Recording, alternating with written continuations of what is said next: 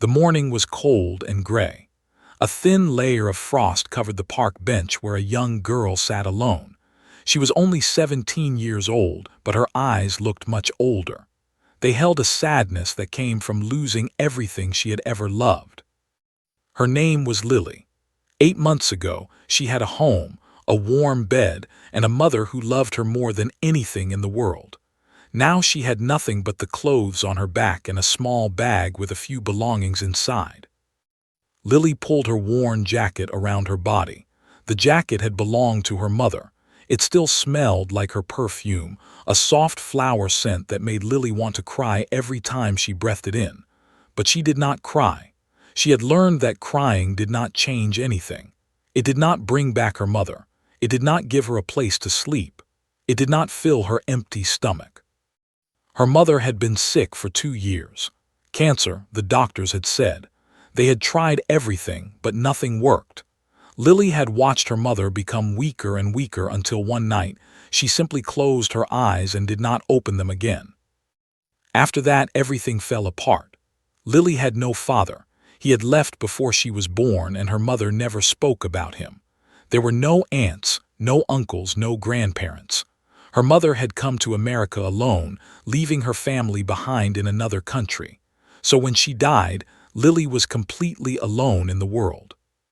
The social workers came and tried to put her in foster care, but the system was slow and confusing. Lily was moved from one temporary home to another. Some of the homes were okay, others were terrible. In one home, the other kids stole her things. In another, the foster parents only wanted the money the government paid them. They did not care about Lily at all. One night, Lily decided she had enough. She packed her small bag and walked out the door. She knew living on the streets would be hard, but she thought it could not be worse than feeling unwanted and invisible. She was wrong. Living on the streets was harder than she ever imagined. She slept in shelters when there was space. When there was no space, she slept in parks, under bridges, or in the corners of train stations. She learned to avoid certain areas at night. She learned which restaurants threw away good food at closing time. She learned how to become invisible so people would not bother her. To survive, Lily did small jobs for cash. She washed dishes at the back of restaurants. She swept floors in small shops. She handed out flyers on street corners. The pay was never much, but it was enough to buy a little food and sometimes a warm drink. On this cold November morning, Lily walked through the city looking for work. Her stomach was empty. She had not eaten since yesterday afternoon. She needed to find something today, anything that would pay. She passed by a community center and noticed a board covered with papers and flyers. Most of them were advertisements for things she could not afford, but one small flyer caught her eye. It read cleaning staff needed. Riverside Concert Hall, one-night event, good pay. Lily read the flyer 3 times. A concert hall. She had not been inside a concert hall since her mother took her to see a piano performance 5 years ago. That night had been magical. The music had filled the huge room and made Lily feel like she was floating. She remembered how her mother's eyes had sparkled during the concert. Her mother had once been a pianist herself, back in her home country. She had given up her music career to come to America and raise Lily alone, but she had never given up her love for music. Lily tore off the phone number from the bottom of the flyer. Her hands were shaking, though she was not sure if it was from the cold or from something else. She found and made the call. A woman with a sharp voice answered. She asked if Lily had any experience cleaning. Lily said yes. The woman asked if she could come that evening at 5 o'clock. Lily said yes again. When she hung up the phone, Lily felt something strange in her chest. It was a tiny spark of hope. She had not felt hope in a very long time. She did not know that this one phone call would change her life forever. She did not know that by the end of this night, the whole world would know her name. All she knew was that she had a job, and tonight she would not go hungry. Lily walked toward the concert hall, her worn shoes tapping against the cold sidewalk. The frost was melting now as the sun climbed higher. Somewhere in the distance, she could hear music playing from a shop window. She stopped for a moment and listened. It was a piano piece, soft and beautiful. It reminded her of her mother. It reminded her of everything she had lost. But it also reminded her of something else. It reminded her of who she used to be before the world took everything away. Lily took a deep breath and kept walking. Tonight would be just another job. She would clean the floors, stay invisible, and collect her pay. At least that was the plan. Lily arrived at the Riverside Concert Hall 2 hours before the event was supposed to begin. She stood outside for a moment, looking up at the building. It was beautiful. Tall white columns stood at the entrance like guards. The walls were made of old stone that had turned golden with age. Large windows reflected the setting sun. She had walked past this building many times during her months on the streets. Sometimes she would stop and listen when the doors opened, hopping to catch a few notes of music floating out. But she had never gone inside. Buildings like this were not for people like her. Today was different. Today she had a reason to enter. Lily walked up the stone steps and found the side door, just as the woman on the phone had told her. She knocked twice and waited. A moment later, the door swung open.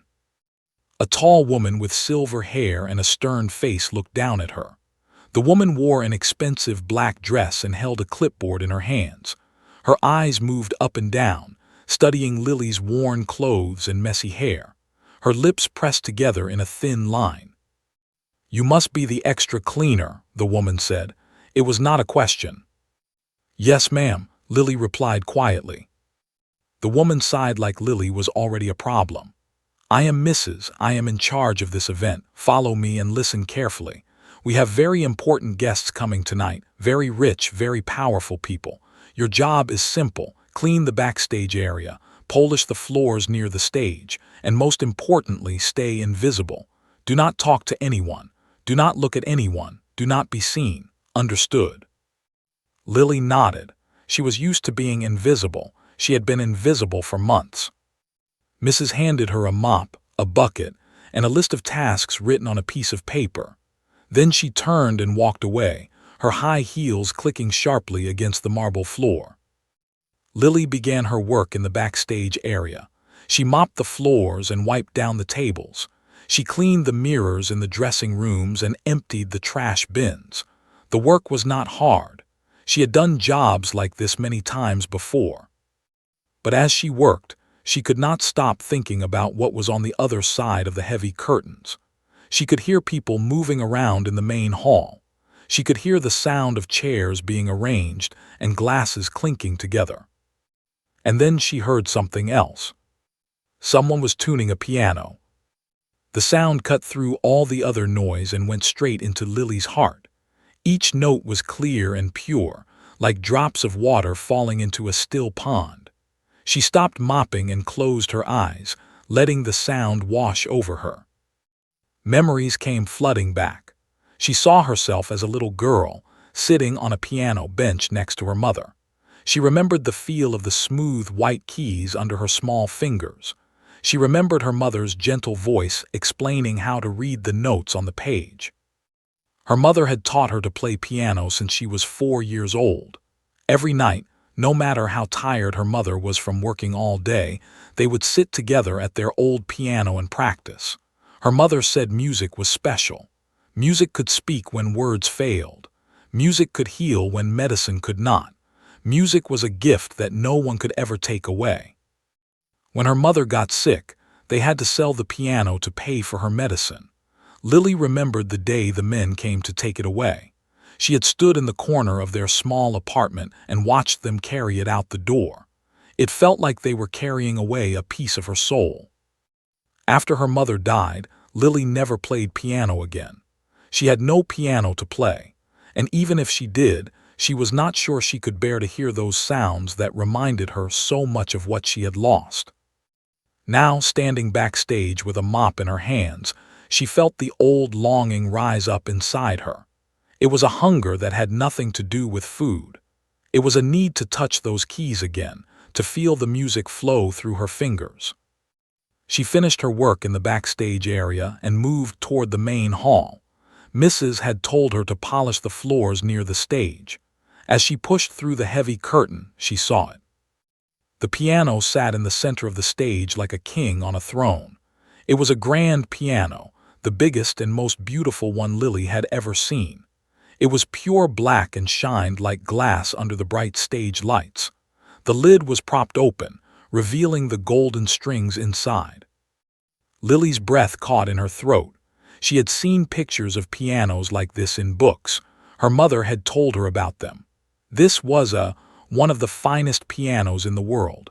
Professional pianists dreamed of playing on instruments like this. She moved closer, almost without meaning to. Her mop and bucket sat forgotten beside her. All she could see was the piano. All she could think about was how it would feel to sit on that bench and press those keys. But she was just a cleaner, a homeless girl with dirty clothes and tangled hair. She had no right to touch something so beautiful, so valuable, so far above her place in the world. She forced herself to look away. She picked up her mop and started cleaning the floor around the stage.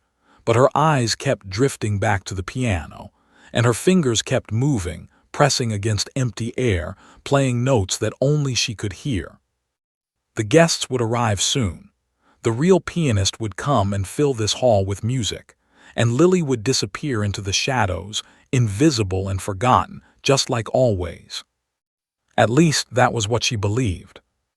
But fate had other plans for her tonight. As Lily cleaned the floor around the stage, her mind drifted back to the past. She could not help it. Being so close to the piano opened a door in her memory that she had tried to keep closed. She remembered the small apartment where she grew up. It was not a fancy place. The walls were thin, and in winter, cold air crept in through the cracks around the windows. The furniture was old and worn, but to Lily, it was the most beautiful home in the world because her mother was there. Her mother had come to America from a faraway country when she was young.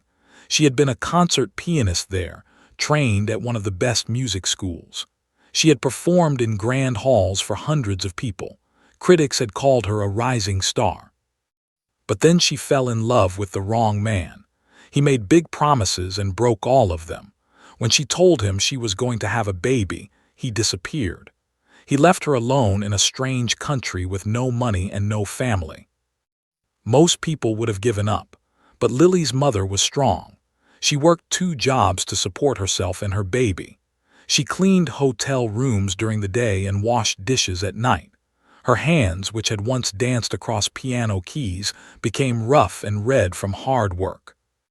Yet she never complained, and she never stopped loving music. When Lily was 4 years old, her mother saved enough money to buy an old piano from a second-hand shop. It was not a beautiful piano. The wood was scratched, and some keys made strange sounds, but to Lily and her mother it was perfect. That night, her mother sat Lily on the piano bench for the first time. She placed Lily's tiny fingers on the keys and showed her how to play a simple melody. The sound that came out was magical. Lily's eyes grew wide with wonder. From that day on, music became the center of their lives. Every evening after her mother came home from work, they would sit together at the piano. Sometimes they practiced for hours. Sometimes they just played for fun, making up silly songs and laughing together. Her mother taught her everything she knew. She taught her how to read music, how to feel the rhythm, how to put emotion into every note. She told Lily stories about the great composers who wrote the music they played. Lily learned quickly. By the time she was 10, she could play pieces that most adults found difficult. Her mother called her a natural talent, a gift from heaven. But Lily did not care about talent. She only cared about making her mother smile. Sometimes, late at night, Lily would wake up and hear soft music coming from the living room. She would sneak out of bed and peek around the corner. There she would see her mother sitting alone at the piano, playing with her eyes closed. The music was always sad and beautiful. It sounded like it came from somewhere deep inside her heart. One night, Lily asked her mother why she played such sad songs. Her mother smiled gently. "Music is like a friend who listens without judging," she said. "When I play, I can say all the things I cannot say with words, the happy things and the sad things. The piano understands them all." She pulled Lily close and kissed the top of her head. "Remember this, my little one. No matter what happens in life, music will always be there for you. People may leave, money may disappear, but music lives inside you. It is the one thing no one can ever take away." Lily held onto those words like a treasure. Then, when Lily was 15, her mother got sick. At first, it seemed like just a bad cough that would not go away, but the doctors ran tests and found something terrible: cancer.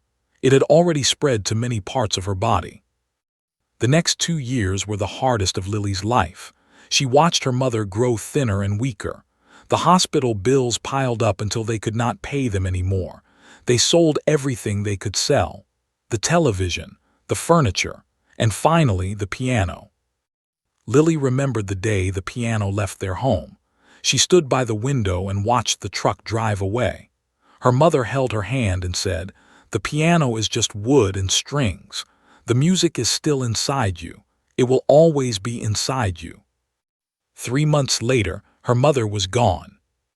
At the funeral, Lily played piano one last time. A kind church let her use their instrument.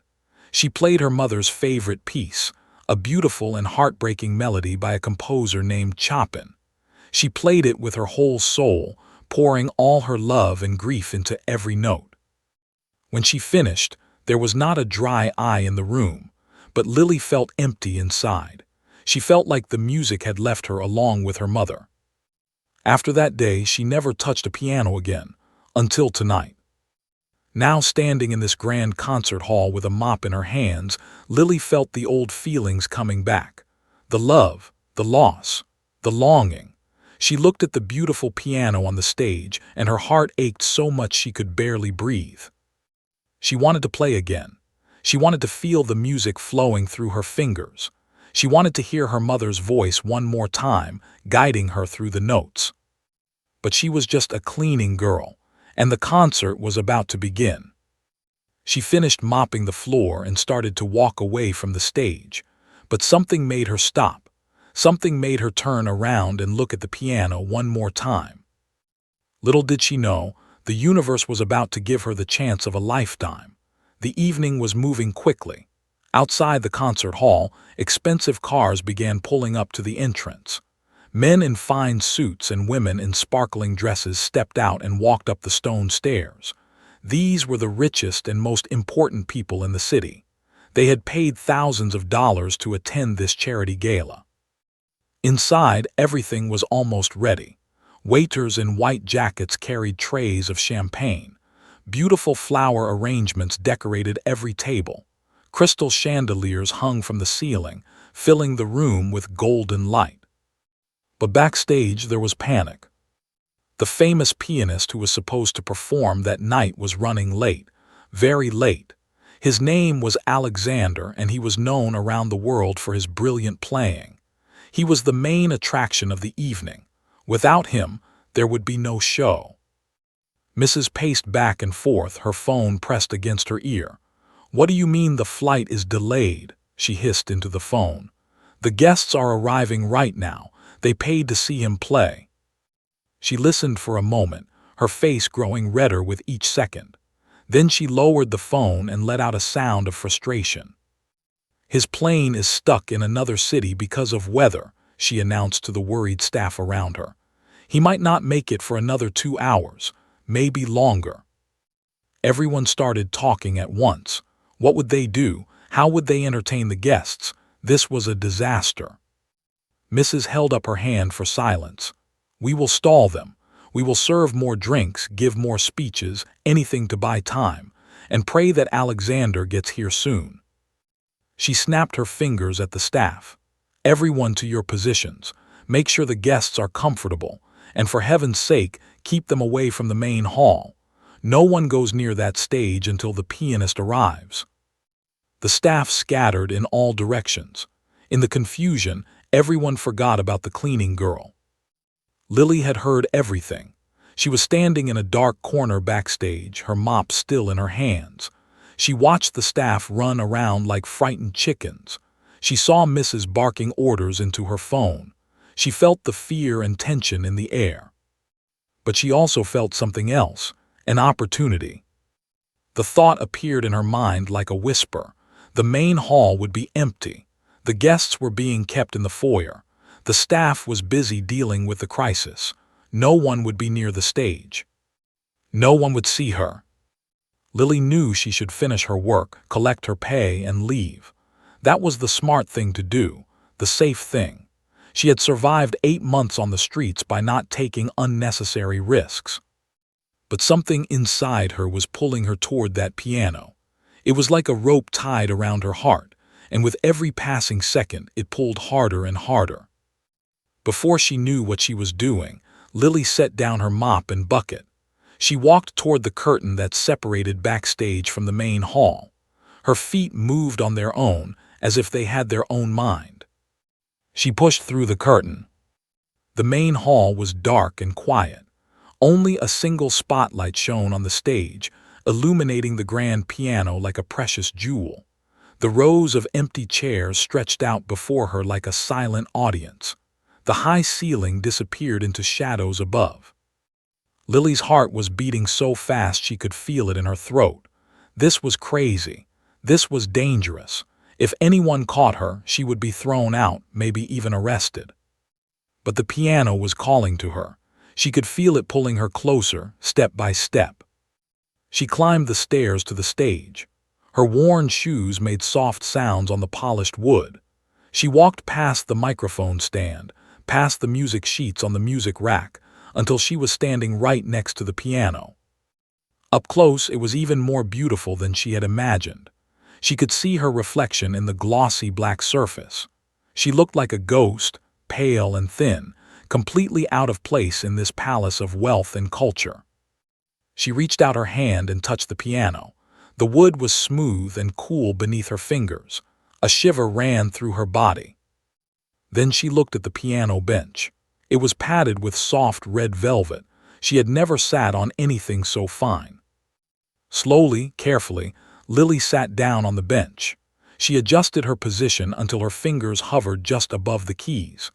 The spotlight above her made everything look bright and dreamlike. For a long moment she just sat there, not moving, barely breathing. The silence in the empty hall was complete. She was alone with the piano, alone with her memories, alone with her fear and her longing. She thought about her mother. She thought about all the nights they had spent playing music together. She thought about the promise she had made at the funeral, the promise to keep music in her heart forever. She had broken that promise when she stopped playing, but maybe, just maybe, she could make it right. Lily took a deep breath. She closed her eyes, and she pressed her fingers against the keys. A single chord filled the concert hall. The sound was rich and deep and impossibly beautiful. It echoed off the walls and came back to her like a greeting from an old friend. Tears stung her eyes, but she did not stop. Her fingers remembered what her heart had never forgotten. They moved across the keys as if no time had passed at all. She began to play. And in that moment, she forgot about everything else. She forgot about her hunger, her homelessness, her loneliness. She forgot about Mrs. and the missing pianist and the rich guests in the foyer. All that existed was the music. And the music was about to change everything. The first notes trembled in the air like the first drops of rain before a storm. Lily's fingers found the keys as if they had never been apart. The piano responded to her touch with a voice so pure and beautiful that it took her breath away. She began to play her mother's favorite piece. It was a work by Chopin, a Polish composer who had lived long ago. Her mother had called it a ballade, a musical story told without words. It started soft and gentle, like a memory floating up from deep water. Lily kept her eyes closed. She did not need to see the keys. Her fingers knew where to go. They remembered every note, every pause, every rise and fall. It was like riding a bicycle after years away from it. The body never truly forgets. The music grew slowly, building like the tide. Each phrase led to the next, carrying her deeper into the sound. She was not just playing the notes anymore. She was living inside them. In her mind, she saw her mother. She saw her sitting at their old piano, her hands dancing across the worn keys. She saw the smile on her mother's face, the way her eyes closed when the music became especially beautiful. She heard her mother's voice, gentle and warm, saying, "Feel the music, my little one. Do not just play it, become it." Lily felt tears rolling down her cheeks, but she did not stop. The tears became part of the music. They added salt to the sweetness, sorrow to the joy. This was what her mother meant. Music was not just sounds arranged in pretty patterns. Music was emotion given voice. Music was the heart speaking its truth. The ballade entered its middle section, where the melody became more complex and passionate. Lily's fingers flew across the keys with a speed and precision that surprised even her. She had not played in over a year, yet her hands moved as if she had never stopped practicing. Some things cannot be lost, no matter how hard life tries to take them away. The music told a story of love and loss, hope and despair. It sang of beauty found in darkness and strength found in weakness. It was the story of Lily's life, even though it had been written 200 years ago by a man she had never met. That was the magic of great music. It belonged to everyone. It spoke to the heart of every human being, no matter who they were or where they came from. As Lily played, she forgot about the world outside. She forgot about the cold nights sleeping on park benches. She forgot about the hunger that gnawed at her stomach. She forgot about the loneliness that had become her constant companion. In this moment, she was not a homeless girl. She was not an orphan. She was not invisible. She was a musician. She was an artist. She was exactly who her mother had always believed she could be. The music reached its most powerful section. The notes crashed like waves against rocks. Her hands stretched wide across the keys, striking chords that made the whole piano shake. The sound filled every corner of the empty concert hall, bouncing off the walls and the ceiling and the floor. It was loud, it was overwhelming, it was impossible to ignore. In the foyer, where the rich guests were drinking champagne and making small talk, people began to notice. At first, they thought it might be a recording, some background music to set the mood. But the sound was too raw, too real, too present to be a recording. "What is that?" someone asked. "Someone is playing the piano," another person answered. "But the pianist has not arrived yet," a woman said, confused. Conversation stopped. Glasses paused halfway to lips. One by one, the guests turned their heads toward the doors that led to the main hall. A man in an expensive suit was the first to move. He set down his champagne glass and walked toward the sound. Others followed, drawn by the music like moths to a flame. The doors to the main hall were supposed to be closed, but someone had left them unlocked. The man pushed them open, and the music hit him like a wave. He stopped in his tracks, his eyes wide. Behind him, other guests gathered, peering over his shoulder into the dark hall. There, on the brightly lit stage, sat a small figure at the grand piano. It was not the famous pianist they had been expecting. It was a young girl with tangled hair and worn clothes. Her face was lifted toward the ceiling, her eyes closed, her whole body swaying with the music. "Who is that?" someone whispered. "I have no idea," came the reply. But no one moved to stop her. No one dared to interrupt. The music was too beautiful, too powerful, too sacred to disturb. More guests pushed into the doorway. They spilled into the back of the hall, standing in the aisles, filling the empty spaces. Word spread quickly through the foyer. People left their drinks and their conversations and hurried to see what was happening. In the span of minutes, the concert hall was no longer empty. Hundreds of eyes were fixed on the stage. Hundreds of ears were drinking in the music. Hundreds of hearts were being touched by something they had never expected to find. And Lily played on, unaware that she had an audience, unaware that her life was about to change forever. The music was building toward its climax. The biggest moment was still to come. And so was the discovery of a girl the world did not know it needed. Mrs. was in the middle of a phone call when she noticed the crowd moving. She watched in confusion as the wealthy guests abandoned the foyer and drifted toward the main hall. They moved slowly, as if pulled by an invisible force. Then she heard it, piano music. Her face turned white. The famous pianist had not arrived yet. No one was supposed to be on that stage. Something was very wrong. She ended her call and pushed through the crowd. Her heart pounded with fear and anger. Who dared to touch the piano? Who would ruin her perfect event? She reached the doors to the main hall and froze. The sight before her made no sense. The cleaning girl, the homeless teenager she had hired to mop floors. There she was, sitting at the most expensive piano in the city, playing like her life depended on it. Mrs. First thought was to storm the stage and drag the girl away. This was outrageous. This was unacceptable. This was a disaster waiting to happen. She took one step forward, then a hand grabbed her arm.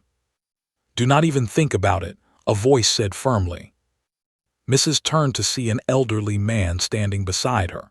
He was tall and thin, with silver hair and sharp blue eyes behind wire-rimmed glasses. His name was Dr. Samuel, and he was one of the most important people in the world of classical music. For 40 years, he had been the head of the city's greatest music school. He had trained some of the finest pianists alive. "But sir, she is just a cleaning girl," Mrs. stammered.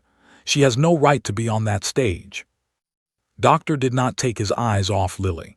"That girl," he said quietly, "is playing Chopin's Ballade No. 1. Do you know how difficult that piece is? Pianists study for decades and still cannot play it well, yet she plays it as if she wrote it herself." Mrs. opened her mouth to argue, but no words came out. "Listen," Doctor said, "just listen." And so Mrs. listened. She listened as the music washed over her like a river. She listened as the notes rose and fell, soft and loud, fast and slow. She listened as the young girl poured her entire soul into the piano. Even she, with her limited knowledge of music, could tell that something special was happening. This was not ordinary playing. This was something rare and precious and once in a lifetime. The crowd continued to grow. More guests entered the hall, moving silently so as not to disturb the music. They found seats in the rows of chairs. They stood along the walls. They sat on the steps at the back of the hall. No one spoke. No one whispered. The only sound was the piano. A woman near the front was crying softly. Her husband held her hand, his own eyes wet with tears. In another row, a businessman who had not cried since childhood felt something warm running down his cheeks. The music did that to people. It reached inside them and touched the places they kept hidden. It reminded them of love they had lost, dreams they had forgotten, feelings they had buried deep inside. One man in the crowd pulled out his phone. His name was David, and he worked for a local news website. He had come to the gala to write about the charity event.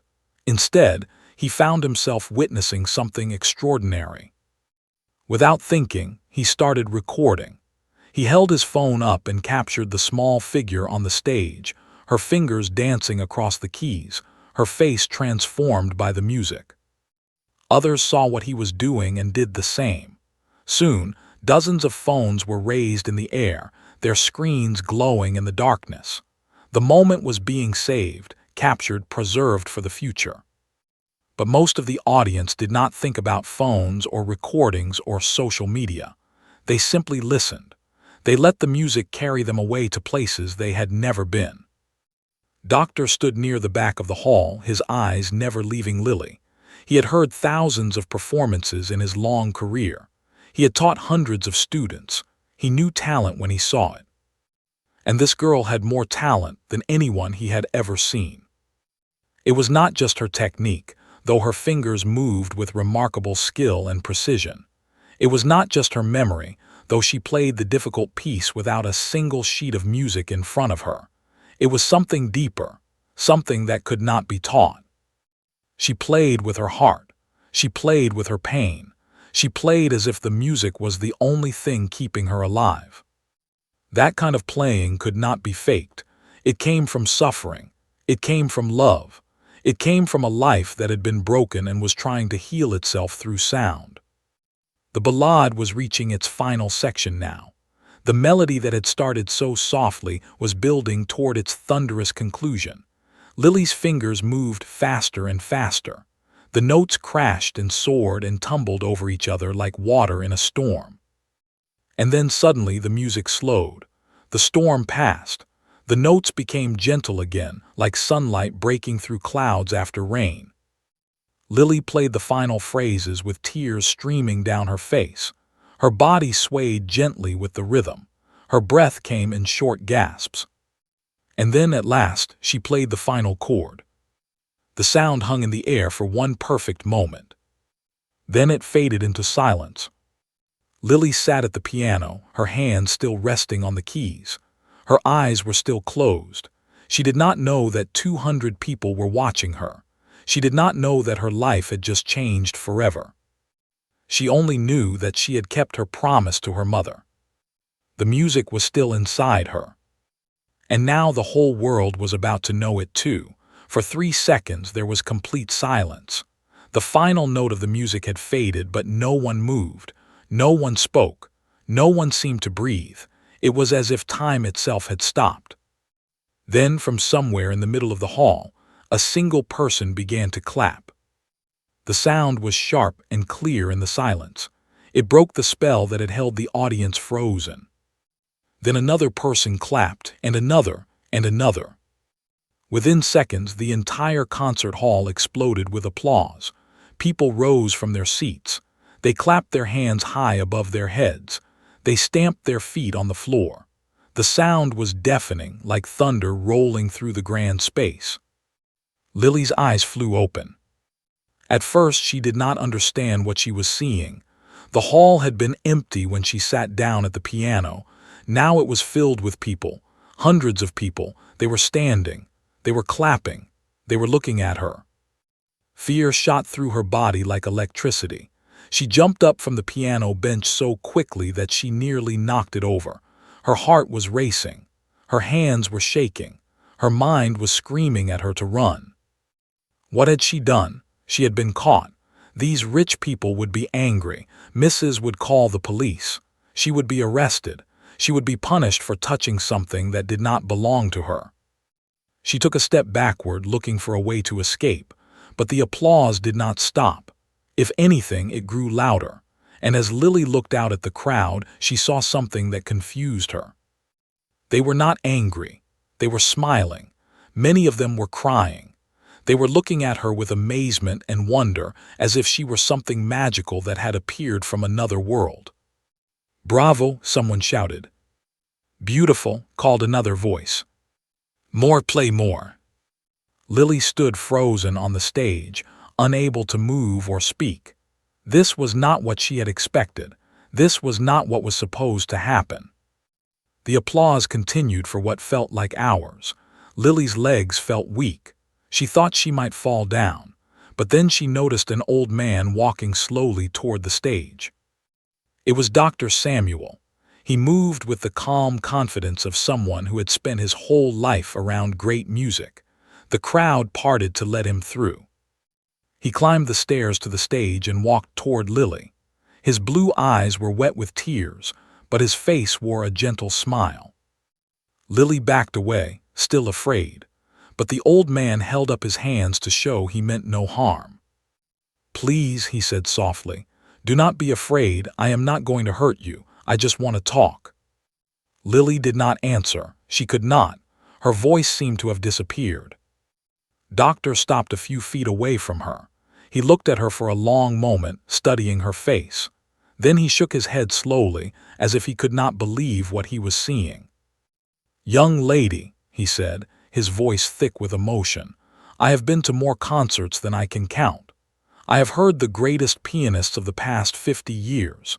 And I can tell you with complete honesty that I have never heard Chopin played the way you just played it." Lily blinked. She opened her mouth, but still no words came out. "Your technique is remarkable," Doctor continued. "But that is not what makes you special. I have met many pianists with good technique. What you have is something different, something rare. You play with your whole heart. You play as if the music is speaking through you." He took another step closer. "Who are you?" he asked gently. "Where did you learn to play like that? What music school trained you?" Finally, Lily found her voice. It came out cracked and broken, barely more than a whisper. "I am nobody, sir," she said. "I am not a real musician. I am just here to clean. I should not have touched the piano. I am so sorry." Doctor's eyes widened. "You are here to clean?" Lily nodded, her cheeks burning with shame. "Yes, sir. I was hired to mop the floors. I saw the piano and I could not stop myself. I have not played in over a year. I know it was wrong." "But where did you learn?" Doctor pressed. "Someone taught you this piece. Someone trained you." Lily felt fresh tears filling her eyes. "My mother," she said. "She taught me everything. She was a pianist before I was born.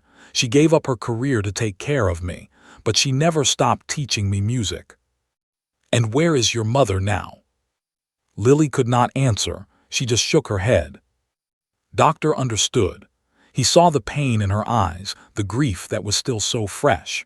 He saw the worn clothes and the tangled hair. He understood that this girl was carrying a weight that no teenager should have to carry. Slowly, with great gentleness, he reached out his hand. "My dear child," he said, "what is your name?" Lily looked at his hand. Then she looked at his face. Something in his kind eyes made her trust him. "Lily," she whispered, "my name is Lily." Doctor smiled warmly.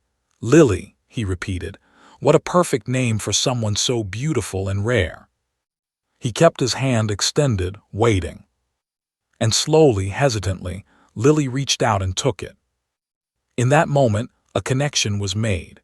A bridge was built between two worlds that should never have met. A future was born from the ashes of the past. The audience watched in hushed wonder. They did not know the full story yet, but they could feel that something important was happening. Something that would change not just one life, but many lives to come. The next hour was a blur for Lily. After Doctor helped her off the stage, she was surrounded by people. They wanted to shake her hand. They wanted to ask her questions. They wanted to hear more about this mysterious girl who had appeared from nowhere and played like an angel. Lily felt overwhelmed. She was not used to attention. For months she had worked hard to stay invisible. Now suddenly everyone wanted to see her. Doctor stayed by her side the whole time. He acted like a shield, protecting her from the crowd when it became too much. He guided her to a quiet corner of the hall where they could talk without being disturbed. "Tell me everything," he said gently. "I want to understand how you came to be here tonight." And so Lily told him her story. She told him about her mother, the concert pianist who had given up everything for her daughter. She told him about the years of training, the late-night practice sessions, the love they had shared through music. Then she told him about the sickness, the hospital bills, the piano they had to sell. She told him about her mother's death and the foster homes and the decision to live on the streets.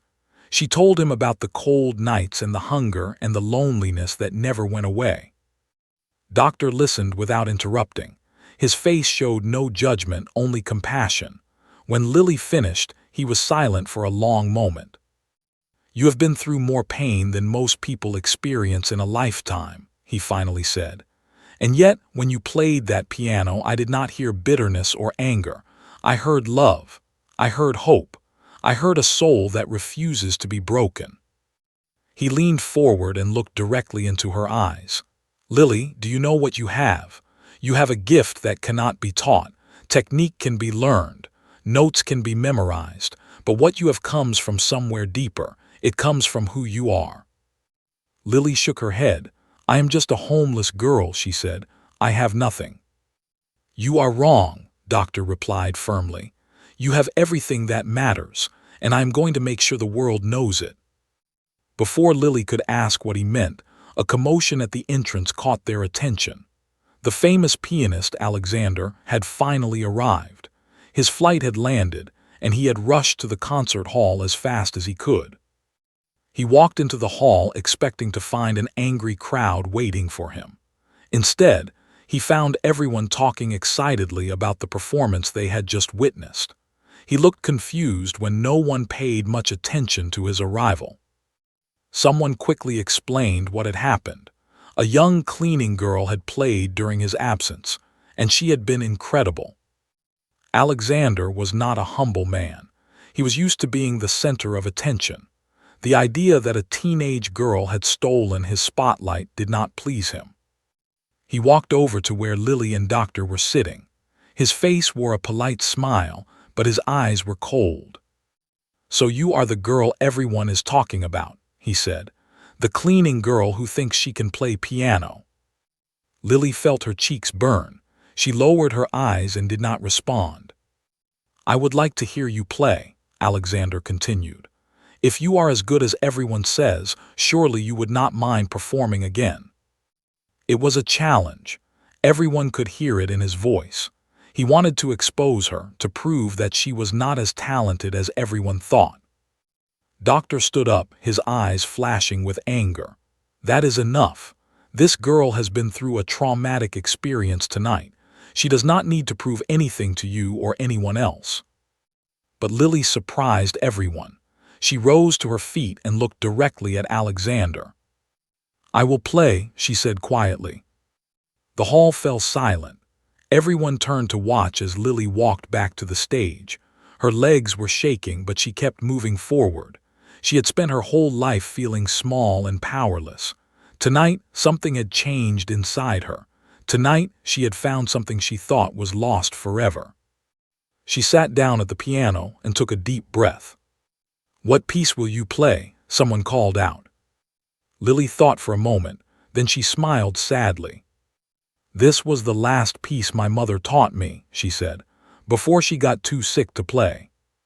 She placed her fingers on the keys, and she began to play. The piece was by one of his most beautiful and difficult works. It was called Moonlight Sonata, and it started with notes so soft and delicate that everyone had to hold their breath to hear them. The music floated through the hall like moonlight through clouds. It was gentle and sad and achingly beautiful. Lily played with her eyes closed, seeing nothing but memories of her mother. Alexander stood at the back of the hall, his arms crossed over his chest. He had expected the girl to fail. He had expected her to show that she was nothing special. But as he listened, his expression slowly changed. The coldness left his eyes. His arms dropped to his sides. By the time Lily reached the thundering third movement, even he was standing with his mouth open in amazement. When she finished, the applause was even louder than before. And Alexander was the first to start clapping. He walked to the stage and bowed deeply to Lily. "I apologize," he said loudly enough for everyone to hear. "I was wrong to challenge you. You are not just good, you are extraordinary." Lily looked at him in surprise. She had not expected kindness from this man. "Thank you," she whispered. And for the first time that night, she smiled. It was a real smile, warm and genuine. It transformed her face from a mask of sadness into something beautiful. The crowd cheered again. And somewhere in that concert hall, watching from the back, a man named David held up his phone and pressed record one more time. This video would change everything. David uploaded the video that same night. He wrote a simple caption: "Homeless teen hired to clean concert hall stuns crowd with breathtaking piano performance." He shared it on his news website and posted it to his social media pages. Then he went to bed, thinking it might get a few thousand views by morning. He was very wrong. By sunrise, the video had been viewed 1 million times. By noon, it had reached 5 million.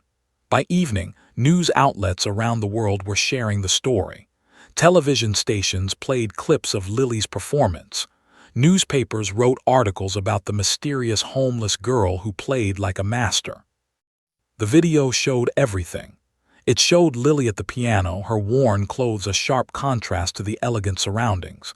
It showed her face, transformed by the music, tears streaming down her cheeks. It showed the audience rising to their feet, moved beyond words. People could not stop watching. They shared the video with friends and family. They wrote comments filled with praise and amazement. Many said the video made them cry. Some said it was the most beautiful thing they had ever seen. The story seemed to touch something deep inside people. Here was a girl who had lost everything. She had no home, no family, no possessions. She was invisible to the world, yet she possessed a gift so powerful it could move hundreds of rich strangers to tears. It was a story of hope, a story of survival, a story that reminded people that talent and beauty could be found in the most unexpected places. Lily, meanwhile, had no idea what was happening. After the concert, Doctor had taken her to his home. His wife, a kind woman with gentle hands, had prepared a warm meal and a clean bed for her. For the first time in months, Lily slept in a real bedroom.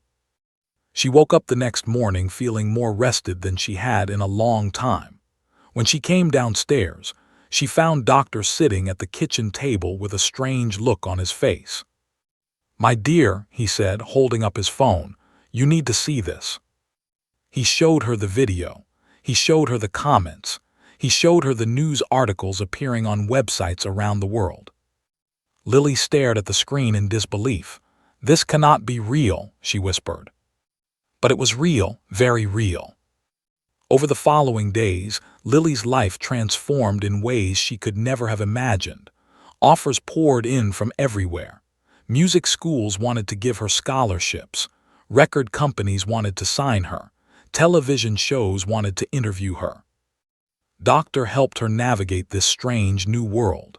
He acted as her advisor, carefully reviewing each offer and protecting her from those who wanted to take advantage. "You must be careful," he warned her. "There are many people who will try to use you. They see you as a story, a headline, a way to make money, but you are more than that. You are an artist, and you must protect your gift." The most important offer came from Doctor himself.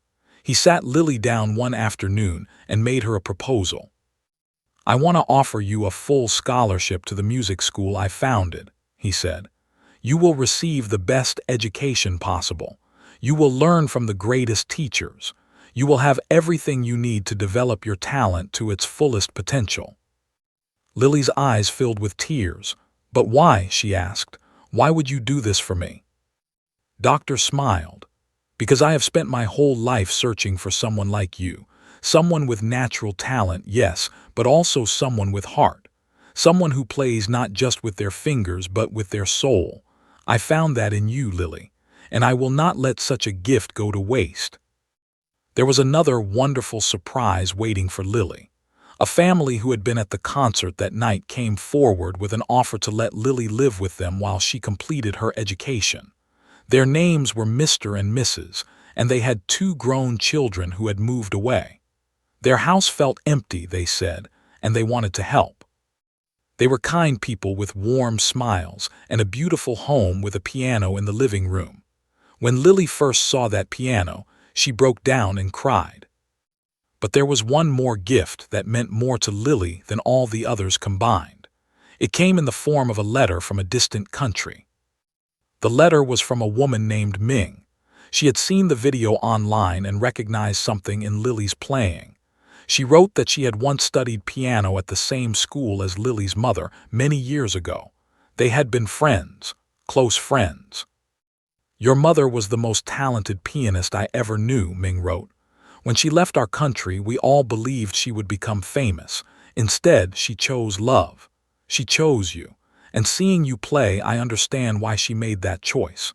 Her music lives on in you. She is not gone, Lily. As long as you play, she will always be with you." Lily read the letter 100 times.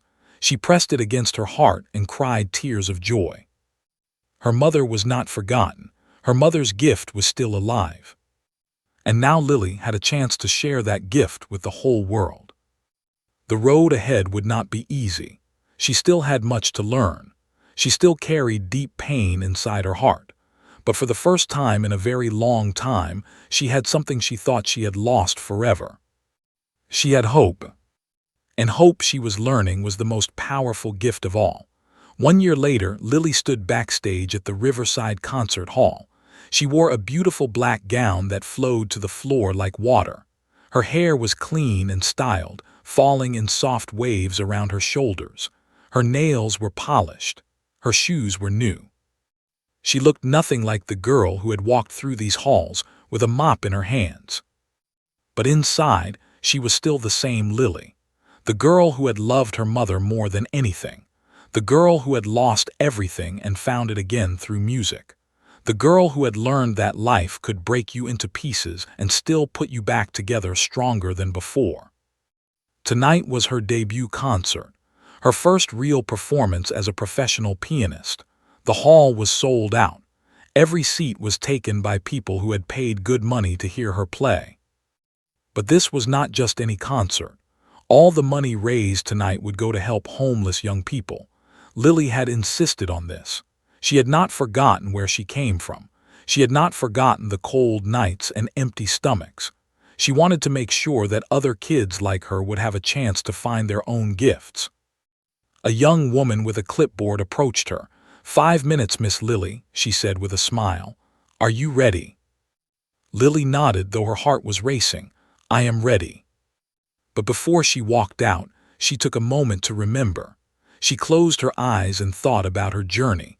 She thought about all the people who had helped her along the way. She thought about Doctor, who had believed in her from the very first note. He had become like a grandfather to her. He had taught her so much about music and about life. She thought about the family who had opened their home and their hearts to her. They never tried to replace her mother. They simply gave her a safe place to heal and grow. She thought about her teachers at the music school who had pushed her to become better every day. They had polished her talent until it shone like a diamond. She thought about the thousands of people around the world who had sent her messages of support and love. Strangers who had been moved by her story. People who said she had inspired them to never give up on their own dreams. And most of all, she thought about her mother. "I wish you could be here," Lily whispered into the darkness. "I wish you could see what I have become." But deep down, she knew her mother could see. She felt her presence in every note she played. She heard her voice in every melody. Death could separate their bodies, but nothing could separate their souls. The stage manager gave her the signal. It was time. Lily took a deep breath and walked out onto the stage. The lights were bright. The audience was a sea of faces, all turned toward her. She could feel their expectations, their excitement, their hope. It was almost overwhelming. But then she saw the piano, the same beautiful she had played 1 year ago. It sat waiting for her like an old friend. She walked to the piano and stood before the microphone. The hall fell silent. "Thank you all for coming tonight," she said. Her voice was soft but clear. 1 year ago, I stood on this stage as a homeless girl with nothing. I was supposed to be invisible. I was supposed to clean the floors and disappear. She paused and smiled gently. But I could not stay away from this piano. It called to me. And when I played, I discovered something I thought I had lost forever. She looked out at the audience. Many faces were already wet with tears. "My mother was my first teacher," Lily continued. "She taught me that music is more than just sounds and notes. Music is a way to speak when words fail. Music is a way to heal when nothing else can. Music is the one thing no one can ever take away from you." Her voice trembled slightly. She was right. Even when I had nothing, I still had music inside me. It kept me alive during the darkest days. And now, I want to share that gift with you. She looked at the piano and placed her hand on its smooth surface. "Tonight, I play for everyone who has ever felt invisible, for everyone who has ever lost something precious, for everyone who is still searching for their place in this world. You are not alone, and your story is not over. She sat down at the piano and positioned her fingers above the keys. This first piece, she said, was my mother's favorite. I play it tonight in her memory, and I know wherever she is listening. Lily closed her eyes. She let the silence settle around her like a blanket. And then she began to play. The music filled the concert hall, rising and falling like the tide. It spoke of loss and love, pain and hope, endings and new beginnings. It told the story of a homeless girl who cleaned floors and played pianos and refused to let the world break her spirit. In the audience, people wept openly. They held hands and closed their eyes and let the music wash over them. And somewhere in a place beyond sight and sound, a mother watched her daughter play. She smiled with pride and joy that knew no bounds. Her little girl had kept her promise. The music was still inside her, and now it belonged to the whole world. When the last note faded into silence, the audience rose as one. They clapped and cheered and called her name. The standing ovation lasted for 10 full minutes. But Lily did not hear the applause. She was somewhere else entirely. She was in a small apartment with a scratched old piano. She was 4 years old again, sitting next to her mother, learning her first notes. She was home, and she knew, no matter what the future held, she would always carry that home inside her heart. The music had brought her back to herself, and nothing would ever take that away.